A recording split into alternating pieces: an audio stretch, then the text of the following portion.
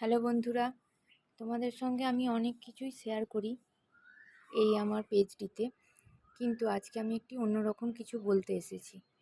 সেটা হলো, আমাদের এই পৃথিবী আজকে দারুণ দুঃসময়ের মধ্যে দিয়ে কাটাচ্ছে, সেই সঙ্গে আমরাও কাটাচ্ছি। এই দুঃসময়ের মধ্যে আমার সকল বন্ধুদের কাছে একটাই রিকোয়েস্ট, সামনের যে বর্ষা আসছে সেই বর্ষায় প্রত্যেক বন্ধু নিজ নিজ এলাকায় দুটি করে একটু গাছ লাগিও। গাছ লাগালে সেটা আমাদের পক্ষেই মঙ্গলজনক। এমন একটা সময় আসবে যখন আমরা দেখব জলকষ্ট এবং এই গরমের তীব্র কষ্টে আমরা দগ্ধ হচ্ছি। সেটা বেশি দিনের অপেক্ষা নয়, হয়তো সামনে বছরই এই পরিস্থিতির সৃষ্টি হবে।